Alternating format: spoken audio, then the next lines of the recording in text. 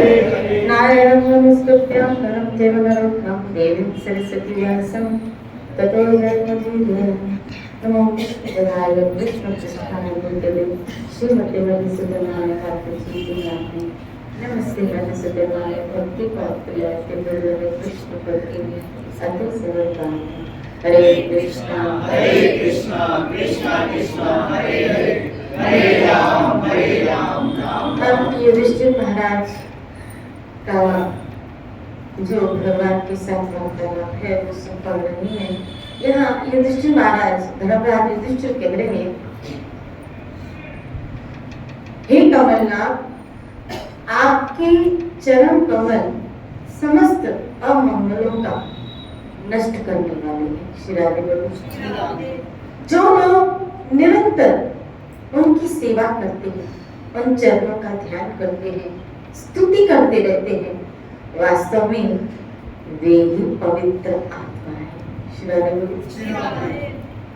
वे जन्म मृत्यु की चक्कर से छुटकारा पा जाते हैं। और यदि वे संसारिक विषयों की अभिलाषा करें तो उन्हें उनकी भी प्राप्ति हो जाती है। कौन? जो लोग भगवान के, परंतु जो आपके चरण कमलों की शरण ग्रहण नहीं करते उन्हें मुक्ति तो मिलती नहीं, संसारिक भोग भी नहीं मिलते। श्री राधे बोलो। कितना स्पष्ट यहाँ युधिष्ठिर महाराज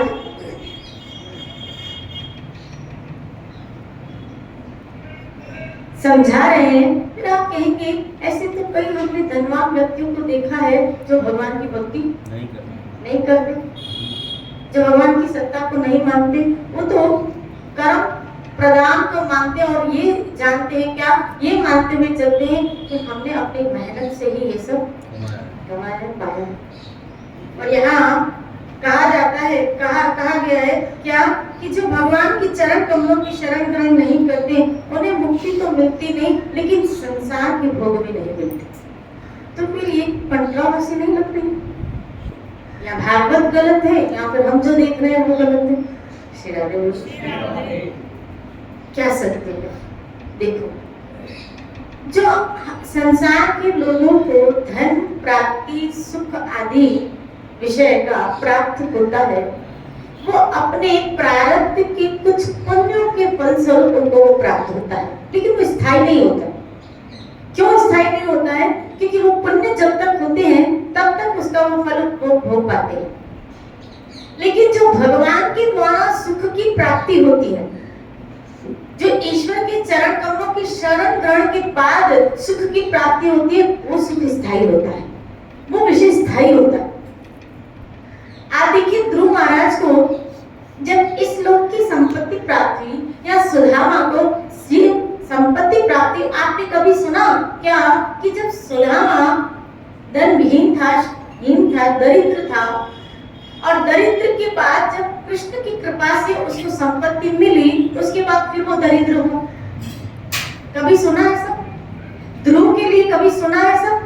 प्रहलाद के लिए सुना कभी ऐसा कि जब उनको ईश्वर कृपा से या ईश्वर के द्वारा प्रदत्त सुख मिला, उसके बाद उन्होंने भोगों का सुख अपनी तरफ से त्यागा हो, वो बात अलग है।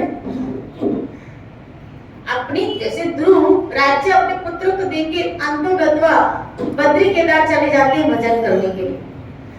श्री राधे बोलो। लेकिन ईश्वर के द्वारा वो कैसा स्थायी हुआ कि उसको ध्रुव लोक प्राप्त हुआ? जब भगवान की चरण कमलों की शरण ग्रहण करने के पश्चात उनकी कृपा से जो सुख मिलता है ना, वो स्थायी होता है, वो कभी घटता नहीं है, उसकी कभी कटौती नहीं होती है, क्योंकि अमरता अमर स्वरूप परमात्मा से मिला है, तो वो भी सुख अमर होगा, वो नित्य मिलता है। इसीलिए जो कुछ मिले वो ईश्वर की तरफ से मिले तो बेस्ट है। श्री राधे बोलो। पुण्यों के द्वारा मिला गया सुख आएगा और चला भी जाएगा। हाँ, हो सकता है उस जीवात्मा ने कुछ पुण्य अच्छे कर्म, आप भी करोगे अच्छे कर्म, उसके फल स्वरूप, उन सत्कर्मों के फल स्वरूप वो भोग मिलते हैं, अवश्य मिलते हैं। इसमें कोई दो मत। ये भोग तो छोड़ो, स्वर्ग भी मिलता है, नहीं मिलता है? बताओ। मिलता मिलता, लेकिन स्थायी नहीं मिलता है। गीता ने तो कह दिया ब्रह्मलोक तक चले जाए, पाताल लोक से ब्रह्मलोक तक चला, और जब उसके पुण्य खत्म हो जाएंगे फिर उसको इस धरती पे आना पड़ता है। गीता कह रही, गीता कह रही, श्री राधे बोलिए। तो अगर हमें वो मिला भी तो स्थायी नहीं होगा। और याद रखना, हम जैसे लोगों को जब किसी चीज की आदत पड़ जाती है फिर उस सुख के बिना रहना थोड़ा कठिन हो जाता है, क्योंकि हमें उस सुख की क्या हुई आदत। आपको याद है कि पहले के जमाने के लोग बैठे हुए हैं तो उनको एक आइडिया होगा। आप अपने बचपन में आओ, जब हम बचपन में थे कई घरों में पंखे भी नहीं थे, और फिर वो क्या होता है, पंखी, आग पंखी होती थी, और खुला एक ग्राउंड होता था गाँव में, तो ऐसे फिर वो बाहर रात को चारपाई लगा के सोते थे। पेड़न की छाया, हाँ? नीम की पेड़न की छाया, शिरारे बोले, पेड़न की छाया में सोते, शिरारे बोले। और वो भी क्या सुख, तो गाँव में चक्के में सुख। एक बार गए थे, अमृत हो गए, वो भी एक अलग सुख होता है, क्योंकि सिटी के अंदर एक कंजस्टेड हो जाता है, वो खुला हमको मिल नहीं पाता। गाँव में ऐसे मकान की ऐसे कैपिंग में होते, एक खुला होता, तो क्या कह रहे हो, क्या कह रहे हो? हाँ, सुख ईश्वर के द्वारा मिलता है, वो स्थायी होता है। इसलिए यहाँ अगर मिला भी तो वो टाइम नहीं का होगा। पुण्य करो, अच्छी बात है। बड़े घर में दत्त जीवन में जन्म होगा, अच्छी बात है। किसी धनवान कुल में जन्म लोगे, अच्छी बात है, अच्छी बात है, लेकिन वो टिकेगा इसकी कोई, इसी जगत में हमने और आपने सबने मिलके देखा, इसी जगत की बात है। कई लोगों को आपने अपने जीवन में देखा, बचपन से लेके ऐसे हमारे जीवन में कई लोग हमने देखे क्या चढ़ते भी और उतरते भी। अभी बीच में एक व्यक्ति का केस आया था, मुझे किसी ने सुनाया था, एक खरबपति व्यक्ति, खरबपति व्यक्ति जिसकी कोई कल्पना भी नहीं कर सकता, बोला वो शहर छोड़ के भाग गया। तो मैंने पूछा क्यों? बोला उसके ऊपर क्या चढ़ गया? बोला कर्जा चढ़ गया, अब वो मुंह तो वो आउट ऑफ चला गया, शहर छोड़ के भाग गया। शिरारे बैंकक्रप्ट जिसको बोलते हैं।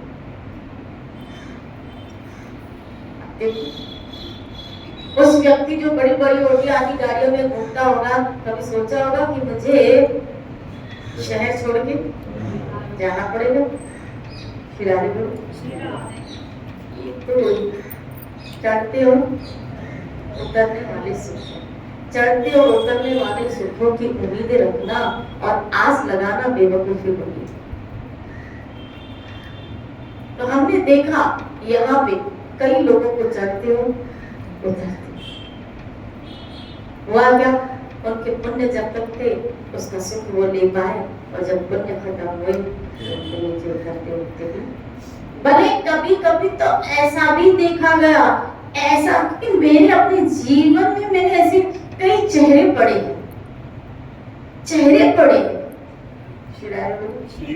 ऐसे कई लोगों को देखा गया कि आप सोच भी नहीं सकते, आप कल्पना भी नहीं कर सकते उस व्यक्ति के लिए जिसको 4-4, 5-5 दुकानें हैं, 3-3, 4-4 बेटे हैं, पुत्र हैं।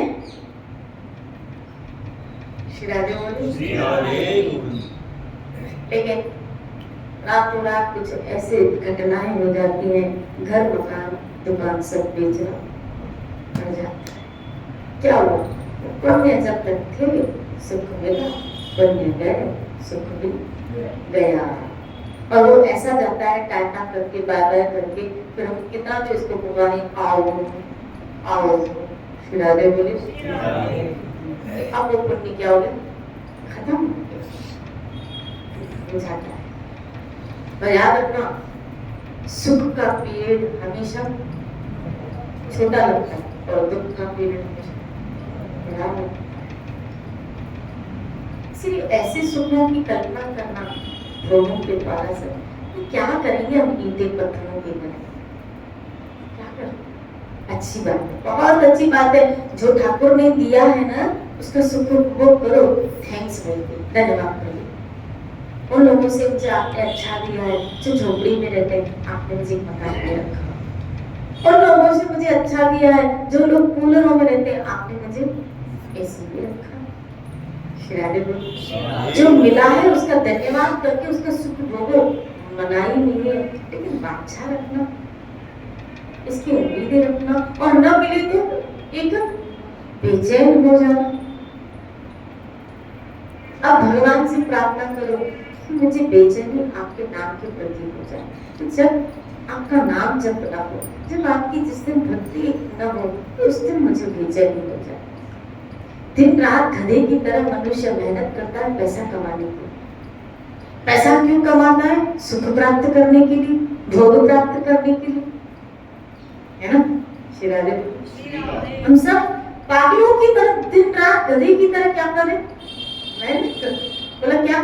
बोला पैसा। बुरी बात नहीं है पैसा, और मैं फिर कह रही हूँ सुख लेना भी कोई बुरी बात नहीं है, क्योंकि अगर कली काल में ईश्वर ने ये सारी व्यवस्था की है तो मेरा ठाकुर जानता होगा क्या कलयुग में इसकी नीड रहेगी, तभी तो उसने उसका मनुष्य की बुद्धि के द्वारा निर्माण करा है। देने वाला बुद्धि तो वो जानता है कि कलयुगी जीव इतना दुख को बेयर नहीं कर पाए। आज से लगभग 70-80 वर्ष 60 वर्ष पहले कहाँ ईश्वर की व्यवस्था थी? आज मकान बनने से पहले विचार रखा जाता है हर कमरे हॉल में क्या होना चाहिए? एसी होना चाहिए। इसीलिए तो अभी मकान बनता नहीं है, उसकी क्या बनती, पहले तार डाली जाती। शिरादे कि आज नहीं भी लगा पाए तो आगे चल के लगाना ही है। शिरादे अब फिर मैं कह रही हूँ कोई बुरी बात नहीं है, क्योंकि मेरा ठाकुर जानता था कि कलयुग में इन चीजों की नीड रहेगी, इसीलिए उसने सारी व्यवस्था की, सब आपके लिए, सब आपके। और तो क्या, मुझे इसमें कहने में कोई भी हिचक नहीं हो रही है। जब संत आदि सब इन सुखों को ले सकते हैं तो फिर आप लोग क्यों नहीं? आप लोग फिर क्यों नहीं? आप तो कमाते हो, आप तो जाते हो, तो फिर आप लोग क्यों नहीं? हम लोग आपको कहें कारों में मत घूमो और मैं कार में घूमूं। मैं आपको कहूँ क्या महलों में मत रहो और मैं महल में रहूं। मैं आपको कहूँ क्या पैदल चलो और मैं गाड़ी में चलो। शिरादे बोली जो पॉसिबल नहीं है वो बोलने से भी कोई फायदा। जैसे मैं आपको कहूँ माया छोड़ दो और आप मुझे 500 का लो, बोलो शिरादे। मैं पकड़ने के लिए तैयार हूँ, लेकिन जब आप पकड़ो तो मेरे मन में खटके तो फिर ये गलत बात है। मजा तो हम लोगों को तब आए जब क्या हमें उसके यूज करने का तरीका आ जाए, उसके उपयोग करने का तरीका आ जाए। इसीलिए मुझे लगता है कि इन चीजों का उपयोग करना कोई बुरी बात नहीं है। हाँ, इन चीजों का उपयोग कैसे किया जाए वो तरीका हम सबों को सीख रहा है, और वो जीना सहज है हम सबों के लिए, बहुत सहज है। मुझे तो लगता है एसी में सोना बुरी बात नहीं है, लेकिन क्या कृष्ण के साथ एसी में सोना बहुत अच्छी बात है। मेरा ठाकुर भी इसका सुख, मेरा ठाकुर ले, और ठाकुर सोचता है मैं ले रहा हूं तो मेरा भक्त भी श्री राधे बोलिए। क्यों ना ऐसा हम सब करें? गाड़ी में घूमना बुरी बात नहीं है, लेकिन वो गाड़ी अगर कृष्ण की सेवा में जा रही है तो कोई बुरी बात नहीं है, नहीं है। श्री राधे बोलिए। श्रील प्रभुपाद अपने प्रचार कार्य में उस वक्त लगभग ये 70 की बात है ना, 1970। तो 1970 यानी श्रील प्रभुपाद ने 65 से शुरू किया, 1965 और 78 तक प्रचार किया। श्रील प्रभुपाद ने 77 तक प्रचार किया और उसी में उनका शरीर छूटा। 77 में श्रील प्रभुपाद का शरीर छूटा, 78 में मेरा। श्री राधे बोलिए। बोलो ना श्री राधे। तो आप सोचो जरा, उस वक्त 65, आज से 60 कितने बरस पहले होता है? 65 मतलब अभी 2023 चल रहा है, तो कितने होंगे? 66 साल, 68 साल, 68 इयर्स, यानी अबाउट 70 इयर्स पहले की बात। तो 70 इयर्स पहले फ्लाइट के रेट क्या होंगे? और तब तो बहुत ही मुश्किल से कोई व्यक्ति जाता था, कोई व्यक्ति जाता था। अब तो खैर ये चीज कॉमन है, लेकिन उस वक्त तो कोई व्यक्ति जाता था। और श्रील प्रभुपाद प्रचार करने के लिए हमेशा किसमें जाते थे? फ्लाइट में जाते थे।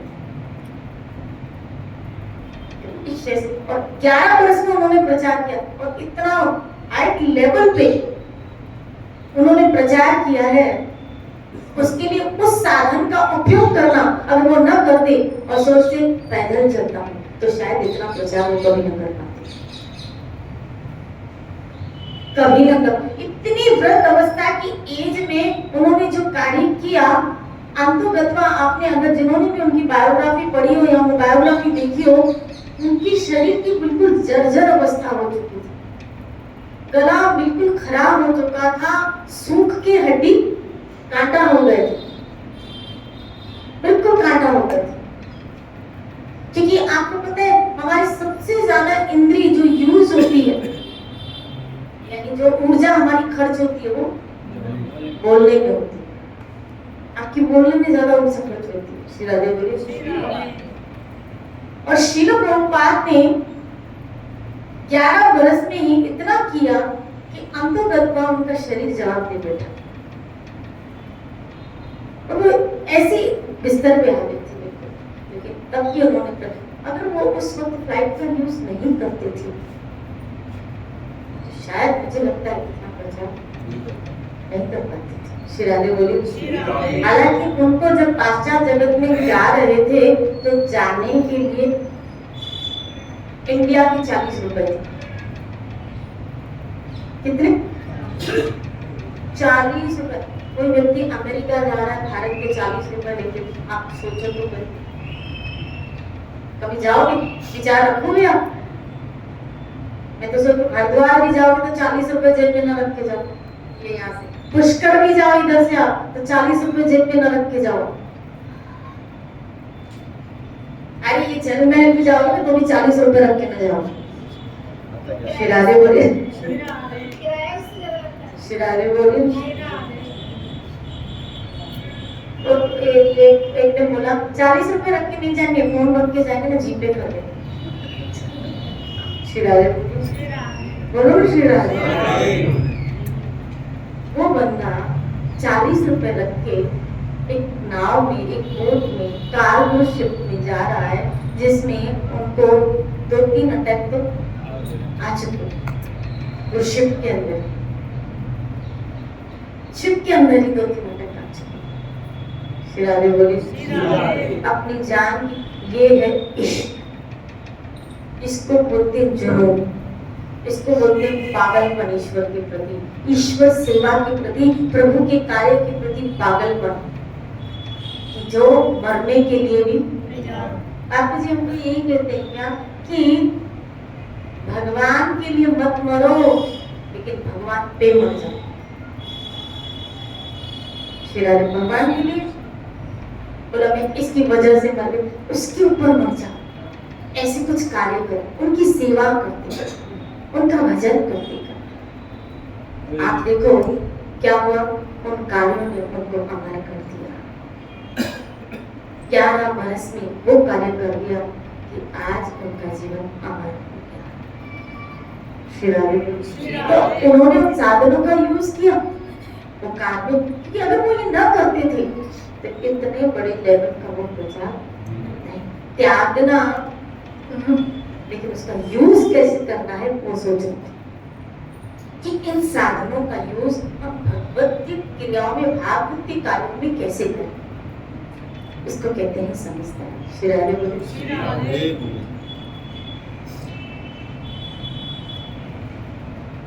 इसलिए मोह माया छोड़ो, मोह माया छोड़ो, मोह माया छोड़ो, मोह माया मत छोड़ो, मोह माया को ट्रांसफर करो। छोड़ना सबके बस की बात नहीं, और मैं तो कहती हूँ सबके क्या, किसी के बस की बात नहीं। चलो श्री राधे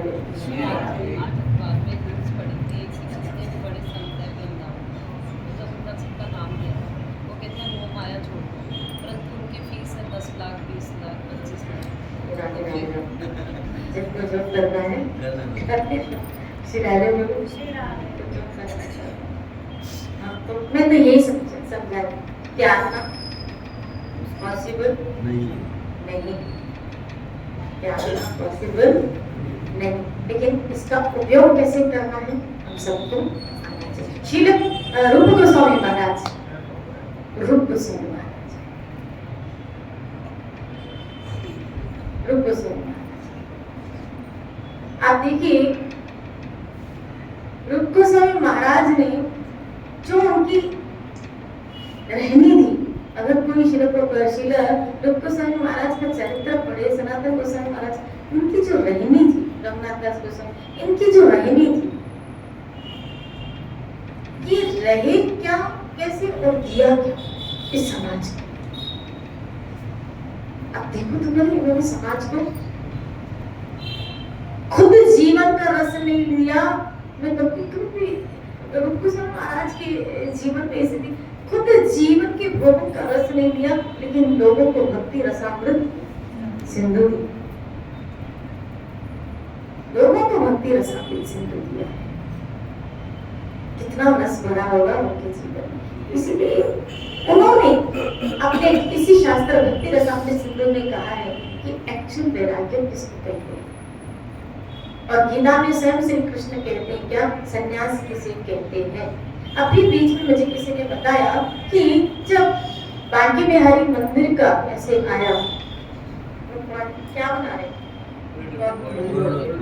कॉरिडोर बना रहे, तो वहां के ट्रस्ट में, जो बिहारी जी की ट्रस्ट, हालांकि उसमें 510 करोड़ बहुत उनके लिए एक मामूली, समझना कि क्या समझा रहा है, संन्यास किसे कहते हैं मेरे को बताना चाहिए, जो गीता में कृष्ण बता रहे हैं।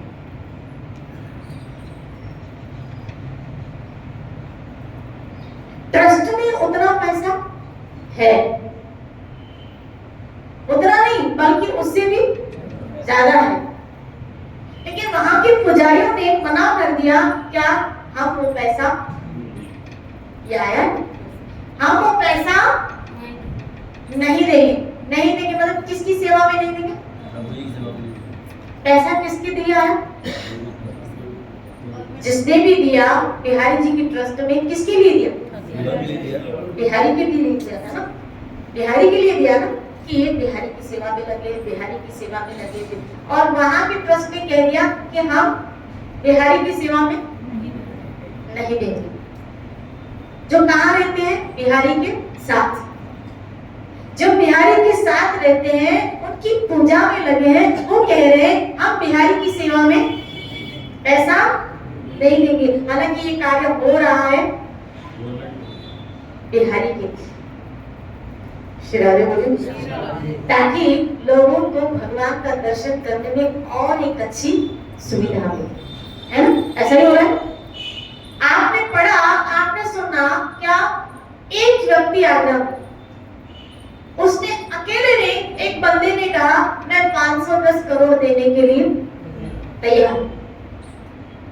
वो मंदिर में नहीं रहता था,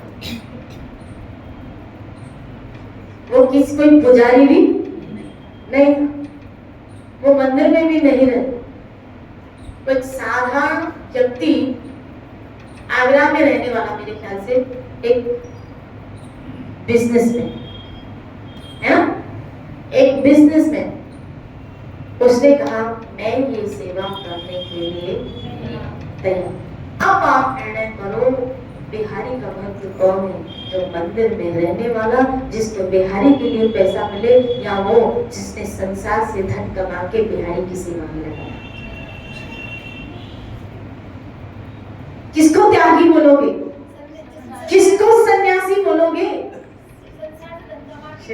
जिसने संसार में कमाया लेकिन दिया किसको? लेकिन जिसको बिहारी के लिए मिला उसने बिहारी को नहीं दिया, लेकिन जिसने संसार से उल्टा कमाया और दिया किसको? इसको कहेंगे सन्यास, इसे कहेंगे सन्यास। श्री राधे बोलिए, बोलो ना श्री राधे।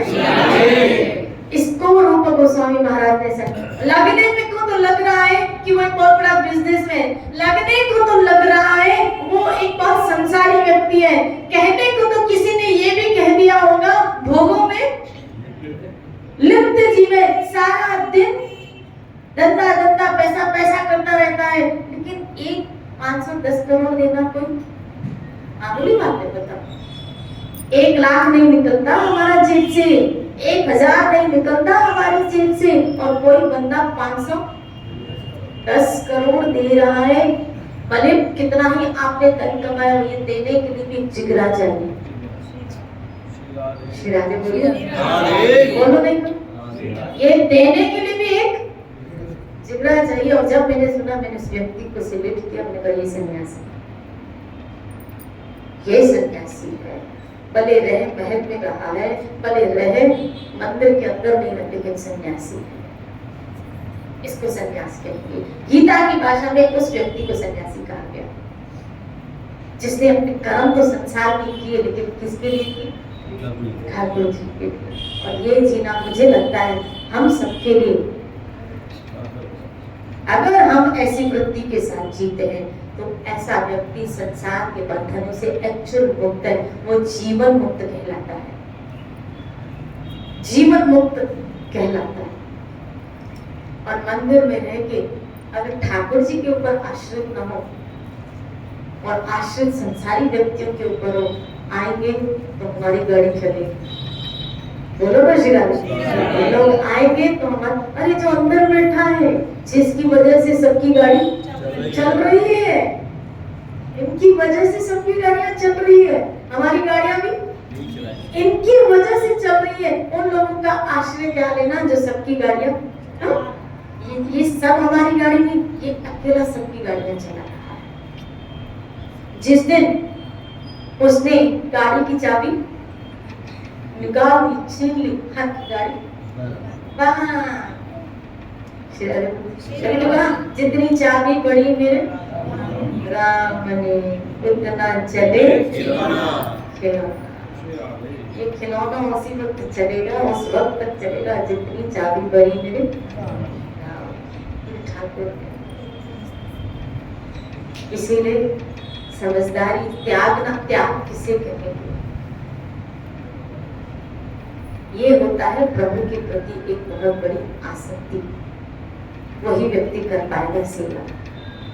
संसार में कमाना बुरी बात नहीं है, आप घर मकान के बंगलों में रहना बुरी बात नहीं है, कारों में घूमना भी बुरी बात नहीं है, लेकिन जब मौका पड़े और मेरे ठाकुर की सेवा करने का आए तो अपना सब कुछ हम उसके ऊपर बलि रह रहा था,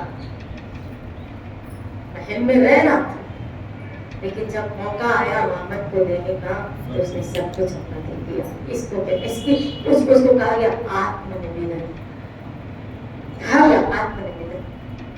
सुपीरियर भक्ति यानी श्रवण कीर्तन सिमरन ये सब क्रॉस करता करता करता व्यक्ति किसमें आता है? अंत में आत्मनिवेदन, अंतर्गत। और बड़ी एक झटके में आत्मनिवेदन तक पहुंच गया।